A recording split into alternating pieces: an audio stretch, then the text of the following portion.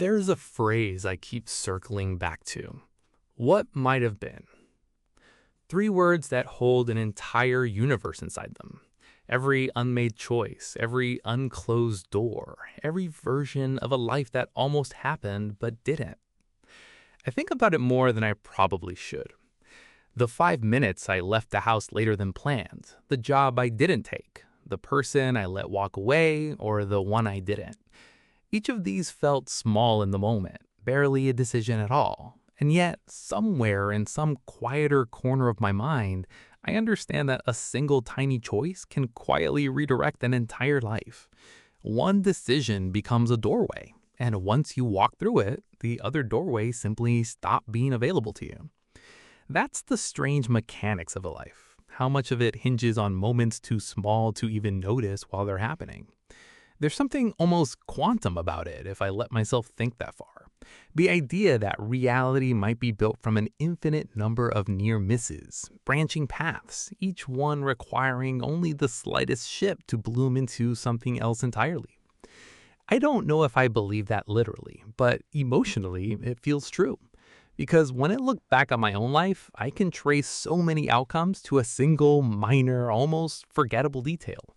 A conversation that happened to happen, a delay that put me in exactly the right place or exactly the wrong one. For a long time, sitting with these what ifs left me somewhere close to regret. I've replayed old decisions and wonder what a different version of me might be doing right now. More accomplished, more sure of himself, further along some path I imagined I was supposed to be on. It's an easy trap to fall into. The mind loves to compare its present to an imagined, idealized alternate.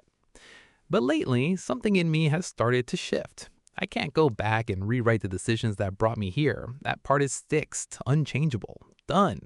And when I actually stop to look at the full shape of it, not just the regrets, but everything, I notice how many good things happen too.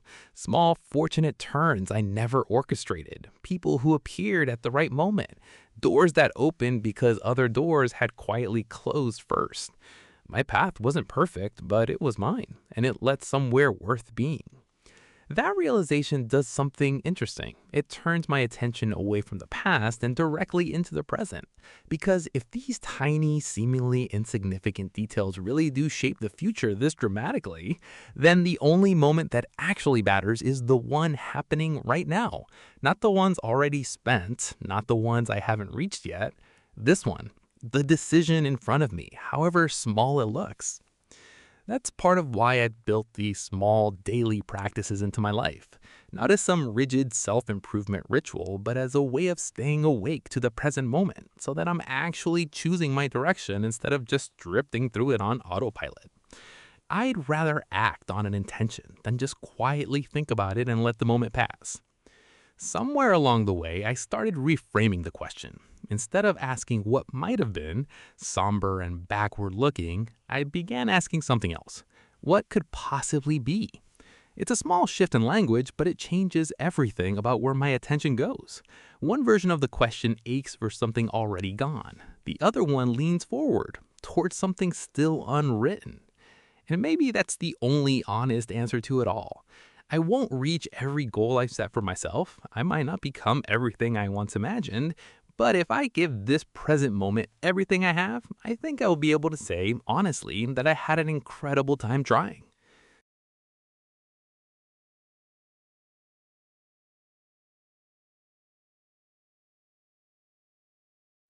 I remember a morning, years ago, when I almost didn't leave the house. Nothing dramatic, just a delay. A missed alarm, a lingering cup of coffee, 3 or 4 extra minutes spent doing absolutely nothing of consequence. And yet, those minutes placed me somewhere I wouldn't have otherwise been, in front of someone I wouldn't have otherwise met, at the exact moment that mattered. I didn't know it then. You never do. That's what makes these moments so strange to look back on. They never announce themselves. They just slip past disguised as nothing. You've probably had one too. A minute that, on its surface, looked completely unremarkable. Maybe you took a different route home. Maybe you stayed 5 minutes longer at a gathering you almost skipped. Maybe you picked up the phone on the second ring instead of letting it go to voicemail. None of it feels significant while it's happening. It's only in hindsight, turning the moment over and over, that you start to see the hinge it turned out to be. There's a strange comfort in this, and also a strange discomfort. The comfort is knowing that meaning can arrive uninvited, that you don't have to orchestrate every outcome for something good to find you. The discomfort is realizing how thin the margin actually is.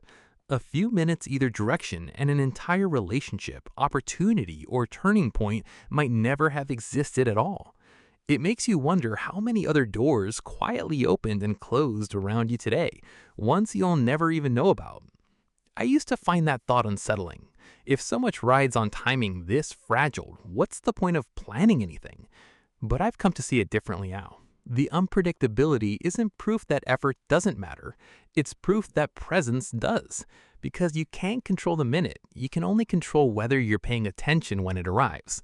The people who seem to have the most serendipity in their lives aren't luckier than everyone else, they're just more awake to the ordinary moments passing through them. We tend to imagine our lives as a sequence of big decisions: the job offer, the move, the relationship, the leap. But most of what shapes us is smaller than that. It's the extra minute we didn't rush through, the conversation we almost cut short, the slight delay that felt like nothing at the time. We build our mythology around the dramatic turning points because they're easier to tell as stories, easier to point to and say this is where everything changed. But the quiet ones are doing just as much work behind the scenes, unnoticed and uncredited, quietly shaping the frame the big decisions eventually get made inside of. So now, when I catch myself in one of those in-between minutes, waiting, lingering, moving a little slower than I planned, I try not to treat it as wasted time. I try to stay a little more present in it, a little more curious about what it might be quietly setting into motion. Not every ordinary minute becomes a hinge point. Most of them won't. But you never know which one will, and that uncertainty is oddly beautiful once you stop resisting it. Maybe that's the real lesson buried inside all of this. Not that we should obsess over timing, chasing some perfect, calculated moment, but that we should loosen our grip on needing to know which minutes matter. We can't. Nobody can. All we can do is show up honestly to each one, ordinary or not, and let time decide later which ones were quietly extraordinary all along. And maybe there's a kind of relief in that. You don't have to carry the weight of getting every moment right. You just have to be there for it, awake enough to notice if it turns out to matter.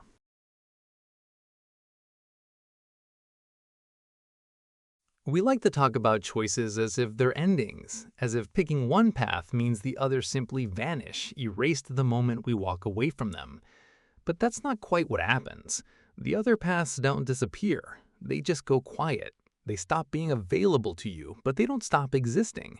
Somewhere, in a version of things you'll never touch again, that other doorway is still standing there, closed but intact. I think that distinction matters more than it seems to at first. When you frame a decision as destruction, this choice kills all the others, it becomes heavier than it needs to be. Every decision starts to feel like a small act of loss. But when you frame it instead as a doorway swinging shut, something eases. You're not destroying anything. You're simply choosing which room you're going to stand in next. You've felt this, I'm sure. The relationship you didn't pursue, the city you didn't move to, the version of your career that branched off somewhere back down the hallway. None of those paths got erased from possibility in some cosmic sense. They just became doors you're no longer standing in front of. And there's something oddly settling about that. It means the choice wasn't a verdict on those other lives. It was simply a direction. What's strange is how much energy we spend imagining what's behind the doors we didn't open. We built entire alternate lives in our heads, happier, easier, more interesting versions of ourselves, using nothing but speculation. And speculation is generous. It never shows you the version of that other life that also had its own doors closing, its own quiet losses, its own version of you standing in some other hallway wondering about the path you're actually living now. It only ever shows the highlight reel, the parts worth imagining, conveniently leaving out the ordinary Tuesdays, the small disappointments, the mundane friction that exists in every life no matter which doorway it walks through. We rarely picture it that way. We picture the other doorway as somehow finished, complete, free of complication, a life fully formed and better simply because we didn't get to see the difficult parts. But every doorway leads to more doorways. There's no path that ends in a room with no further choices to make. The person on the other side of that door you didn't walk through is still making decisions, still closing doors of their own, still wondering the same things you are. Once I started to understand this, the hallway itself began to feel less like a maze and more like a home I was slowly furnishing room by room, the outline of a house only visible in hindsight. I don't think we're meant to stand in the hallway forever, replaying which doors to open. At some point, you have to actually live inside the room you chose, decorate it, understand it, let it become familiar. The doors behind you will stay closed whether you dwell on them or not, but the room in front of you only becomes a home if you're willing to stop standing in the doorway and step all the way inside. So when I catch myself wondering what might have unfolded behind some door I passed years ago, I try to remember that the door isn't a verdict, and it isn't a punishment. It's just the shape of a life being drawn, one choice at a time, into something whole. And the hallway isn't disappearing either. It's still there, still full of doors, still waiting for whichever one comes next.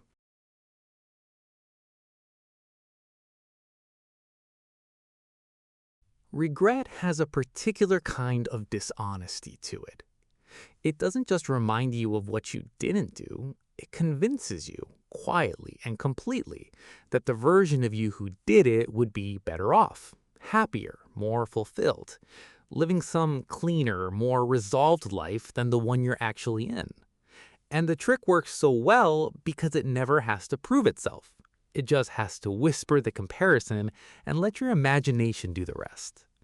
I've noticed this in myself more times than I'd like to admit. A decision from years ago resurfaces, a job, a relationship, a move I didn't make, and almost instantly my mind builds a fully furnished alternate life around it. That version of me seemed so sure of himself, so settled, so spared from whatever difficulty I'm currently sitting in. But here's what regret conveniently leaves out. That other version of me would have his own version of this exact feeling, aimed at a different decision, at some different fork in the road. You do this too, I'd guess. We all do. Regret rarely shows you the full picture. It shows you a highlight reel of an unlived life, edited down to its best possible moments, with none of the friction that would inevitably still be there. The other version of you still gets tired, still gets afraid, still lies awake sometimes, wondering if a different choice would have been better. Regret just doesn't mention that part because admitting it would ruin the whole illusion. What regret is really doing, if you look closely, is comparing your real, textured, complicated life to a fantasy that was never required to be real. It's an unfair fight. Of course, the imagined path looks better. It never had to deal with an actual Tuesday. It never had to deal with money running low, or a hard conversation, or a body that gets sick, or a heart that gets tired. It only ever had to exist as an idea, and ideas are always cleaner than lives. Ideas don't have to pay rent. They don't have to sit in traffic or apologize for something they said badly. They just get to exist as a soft, untested possibility forever. I think the way out of this isn't to silence regret completely. Some of it holds honest information, real lessons worth keeping. The way out is to stop treating it as a verdict and start treating it as a suspiciously biased narrator. When it tells you the other path would have been easier, you're allowed to ask it for evidence. It won't have any. It never does. It only has a feeling dressed up to look like certainty. We spend so much energy grieving lives we never lived as if they were guaranteed to be better simply because they're unknown. But unknown isn't the same as better. It's just unknown. The life you're actually living has scars, sure, but it also has proof. Proof that you survived what you survived, built what you built, became whoever it is you've become. The imagined life has none of that. It only has the advantage of never having been tested. It gets to stay perfect because it was never asked to hold any weight. So now, when regret tries its old trick, whispering that some other version of me got the better deal, I try to remember that it's selling a story with no evidence behind it. The life I actually have isn't the runner-up. It's simply the one that had to be real.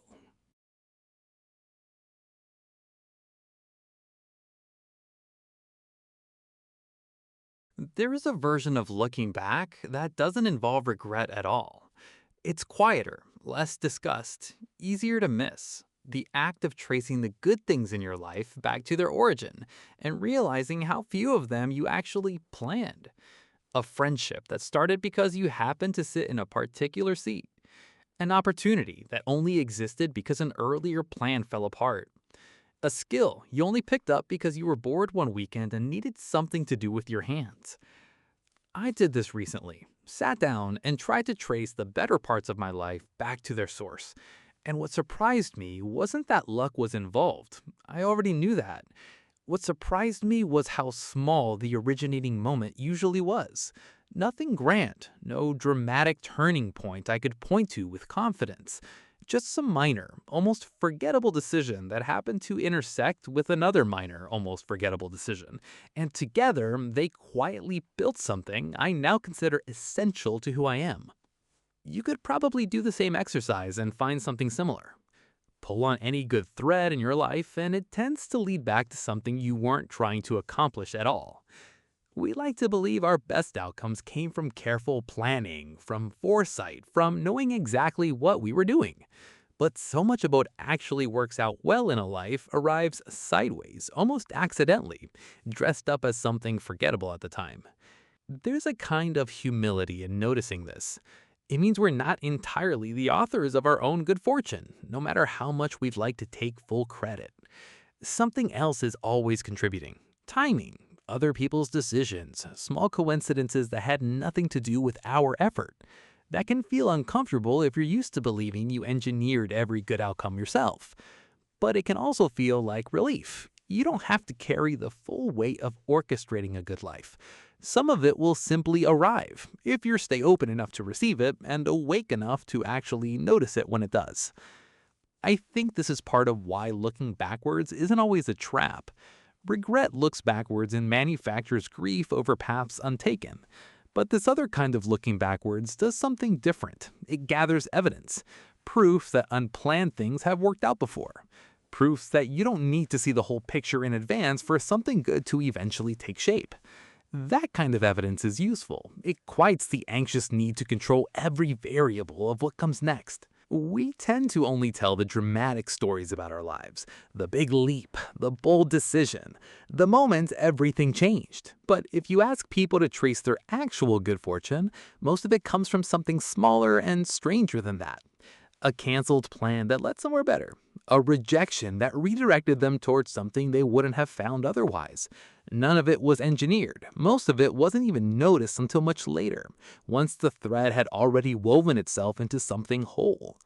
So when I think about where I am now, I try to hold two things at once. Real credit for the effort I've put in, and real humility about how much of the good in my life I never actually planned. Both are true, and together they make the present feel less like something to control and more like something to stay open to, thread by thread, however it happens to arrive.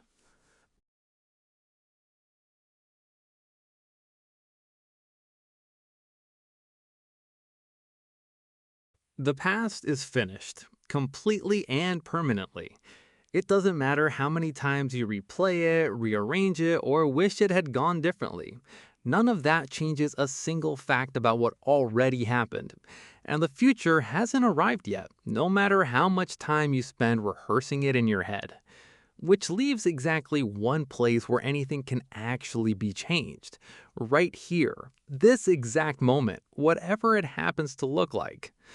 I didn't always take that seriously. For a long time, my attention lived somewhere else, replaying old decisions or drifting ahead into some imagined future where everything finally felt resolved. The present just sort of passed through me, unnoticed, treated as a hallway between two more important rooms.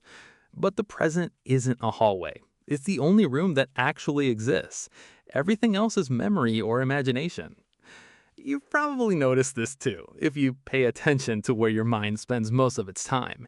It rarely stays here. It drifts backward into what already happened or forward into what hasn't happened yet. And both of those directions feel productive in the moment, even though neither one can actually be touched. Only the present can be touched. Only the present can be shaped. I've come to think of this moment, this one, right now, as the only lever I actually have.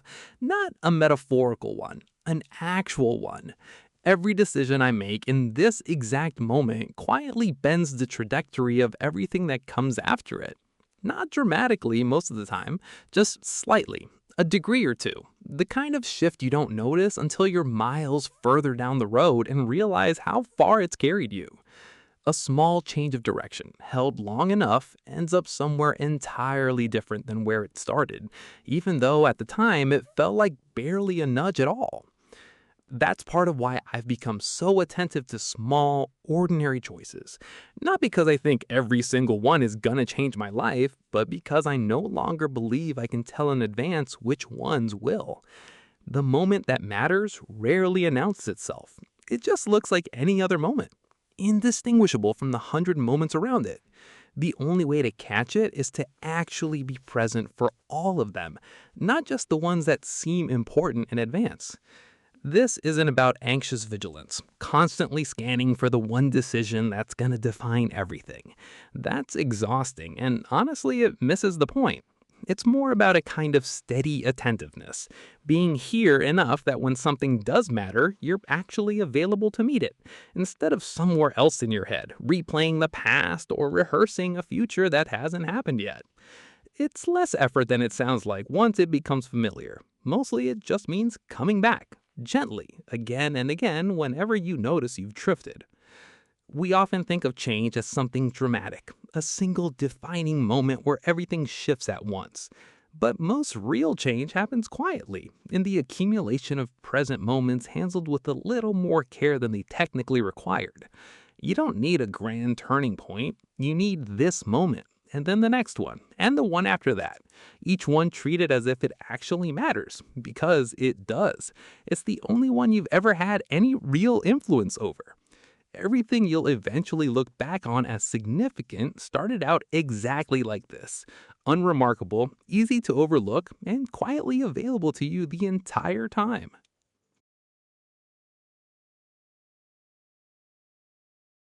There's a gap most of us live in without fully realizing it. A quiet distance we rarely name. The space between thinking something and actually doing it. It feels small from the inside. You form an intention, you agree with it, you even feel moved by it in the moment. And somehow that feeling convinces you that something has already changed when really nothing has. The thought was real, the action never arrived. I used to mistake the feeling of intending for the act of doing. I'd sit with an idea about the kind of person I wanted to become, turn it over, feel genuinely inspired by it, and then quietly move on with my day as if the inspiration itself had accomplished something. It hadn't. It never does on its own. Intention is only ever the doorway, it's not the room. You've likely felt this too, the strange comfort of having thought seriously about change as if the thinking itself counts for something. In a way, it does. It's the necessary first step. But it's also the easiest step, which is exactly why so many of us stall there, mistaking the ease of intention for the harder, slower work of actually building something different in our daily lives. What eventually shifted things for me wasn't a bigger, better intention. It was smaller than that. A daily practice, something modest enough that I could actually sustain it. Repeated often enough that it stopped requiring motivation and started requiring almost nothing at all. That's the part people don't talk about enough.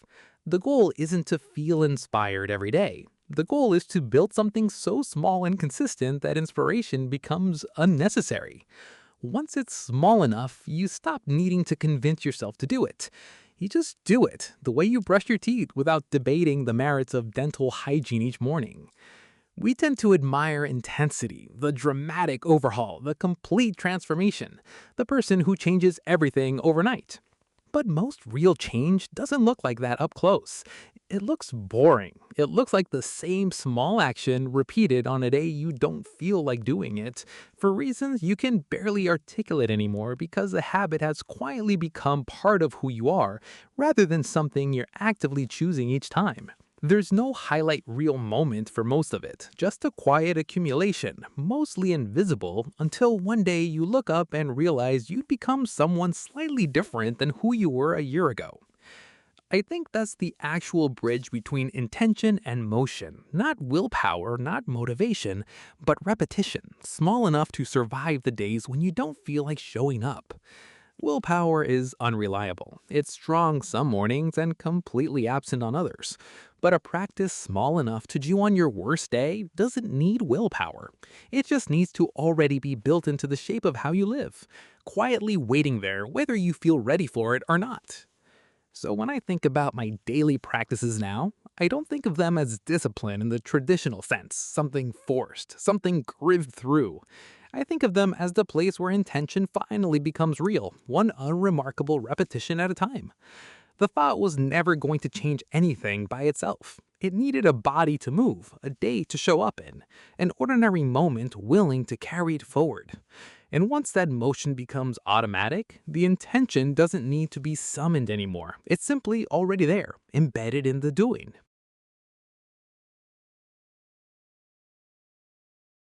There's a version of success we've been handed without ever really questioning it. One that's quietly shaped how most of us measure a good effort. The idea that trying only counts if it ends in the outcome you were aiming for. Anything short of that gets quietly filed away as failure, no matter how much effort or honesty went into the attempt. I believed that version for a long time. I'm not sure I fully believe it anymore. Somewhere along the way, I started noticing how strange that standard actually is. We don't apply it anywhere else in life with such rigidity. Nobody says a sunrise failed because the day that followed wasn't perfect. Nobody says a conversation failed just because it didn't resolve everything. And yet, we hold our own efforts to that exact standard, as if anything less than the ideal outcome erases the value of having tried it all. You've probably felt this pressure too, the sense that unless a goal is fully achieved, the entire effort was somehow wasted. It's an exhausting way to measure a life. It means every unfinished project, every relationship that didn't work out, every version of yourself that fell short of some imagined ideal gets quietly reclassified as failure, even if real growth happened along the way. Even if you became someone stronger or wiser or more capable simply by attempting it. The growth doesn't disappear just because the outcome wasn't the one you had pictured. It just gets overlooked, buried beneath the disappointment of the ending. I think there's a more honest way to measure things. Not whether I got everything I wanted, but whether I actually showed up for it. Fully, honestly, without holding back at a fear that it might not work out. That's a different question entirely. And it's one I actually have some control over, unlike the outcome itself, which was never fully in my hands to begin with.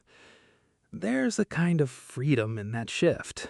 If the measure of a good effort isn't the result, but the honesty of the attempt, then I'm no longer at the mercy of things I can't control. Timing, other people's choices, circumstances that were never mine to engineer.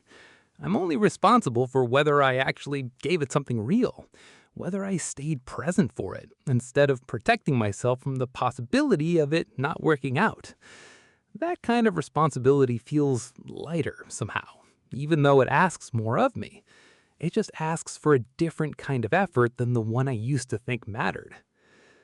We tend to romanticize certainty, wishing we could know in advance whether something is worth attempting. But that certainty was never available to anyone, not really. Every meaningful effort in history was undertaken by someone who didn't know for sure how it would end. The not knowing isn't a flaw in the process. It's the actual shape of it. Trying, by definition, means moving towards something you can't yet see the outcome of. If you could see it in advance, it wouldn't be trying anymore. It would just be following a map someone else had already drawn. So even if I don't reach every goal I've set for myself, even if some of these attempts end somewhere other than where I imagined, I want to be able to say, honestly, that I gave them something real. Not a guarantee, not a certainty, just an honest attempt, fully lived, with nothing important held back. That, I think, is closer to what trying was always supposed to mean long before we started measuring it by outcomes alone. We started this somewhere quiet, with a question I couldn't quite let go of. What might have been? Three words that carry an entire universe of unlived lives inside them. And over these last several segments, I've tried to sit with that question honestly, turning it over from every angle I could find instead of letting it just sit there unexamined the way it usually does. We looked at how small the hinge points of a life actually are. A few minutes, a delayed decision, some forgettable moment that quietly became a doorway without announcing itself. We looked at the doors themselves and how choosing one path was never really destruction, just direction, a hallway with more rooms than we could ever fully explore.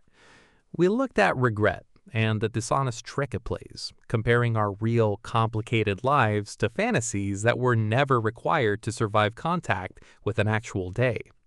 We also looked the other direction, at the good things that arrived without a plan, threads we never consciously wove but ended up wrapped around some of the best parts of who we've become. And we looked at the present, this exact moment, as the only place any of it can actually be shaped. Not the past, already finished, not the future, still unwritten. Just here, again and again, one ordinary moment at a time, quietly deciding what all of this eventually becomes. From there, we talked about the space between intention and motion, and how the bridge across it is rarely willpower. It's repetition small enough to survive an ordinary day. And we talked about trying itself, and what it actually means to measure an effort by its honesty instead of its outcome, because the outcome was never fully ours to control in the first place. If there's a single thread running through all of it, I think it's this. You can't go back and rewrite what already happened, and you can't force the future to arrive early either. All you actually have is the version of you standing right here in this exact moment, deciding what comes next. That's not a small thing, even though it often feels that way. It's the only lever that's ever been real in this life or any imagined one. Every other lever we spend our energy reaching for, the past, the future, someone else's approval, was always slightly out of reach. This one never was. I started this whole series with a somber question. What might have been? And somewhere along the way it transformed into something else entirely. What could possibly be? That shift in language isn't just wordplay, it's a different posture towards your own life. One version of the question aches backward towards something already closed. The other one leans forward towards something still open, still unwritten, still entirely up to you. I don't know exactly where any of this leads for me. I'm still figuring that out, one present moment at a time, same as anyone. But I know I'd rather spend my energy on that forward-leaning question than the backward-looking one. I'd rather build something small and consistent today than more in some imagined version of a life I never actually lived. That feels like the only honest place to stand, even on the days it's hard to believe it. So here's what I keep coming back to, and maybe you will too. Now what might have been, not some frozen, unreachable alternate path, just this. What could possibly be, starting from exactly where you are right now? And what's the first small thing you're willing to do about it?